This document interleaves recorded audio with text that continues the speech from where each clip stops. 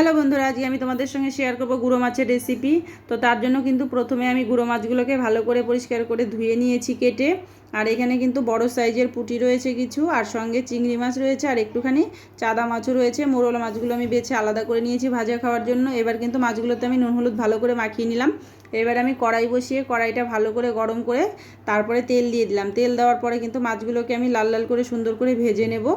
আর মাছগুলো কিন্তু তোমরা খুব বেশি কড়া করেও ভাজবে না, আবার খুব নরম করেও ভাজবে না। তোমরা তোমাদের আইডিয়া মতো করবে, তাহলেই কিন্তু ভালো হবে। তো তারপরে দেখো আমি মাছগুলোকে কিন্তু এভাবে ভেজে নিচ্ছি।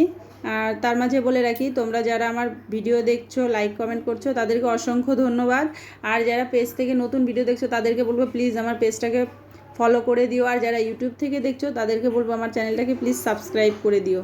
তো তারপরে কিন্তু দেখো আমার মাছগুলো প্রায় ভাজা হয়ে গেছে। আর যে মাছগুলো একটু হালকা নরম আছে সেগুলো আমি এপিট এপিট করে ভালো করে ভেজে নিচ্ছি নেড়ে চেড়ে। এবার মাছগুলো কিন্তু আমার রেডি হয়ে গেছে ভাজা। এবার আমি মাছগুলোকে তুলে নেব।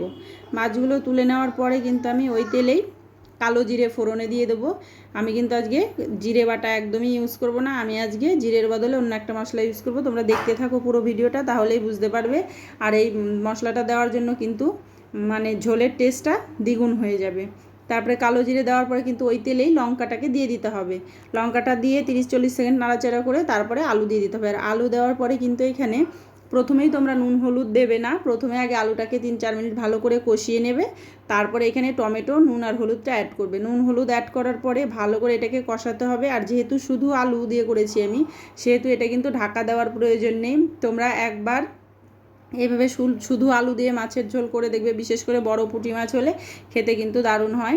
তারপরে কিন্তু আমি এখানে আদা বাটাটা দিয়ে দিলাম। আদা বাটাটা দেওয়ার পরে কিন্তু এবার টমেটোটাকে ভালো করে গালিয়ে দেবো খুন্তির সাহায্যে।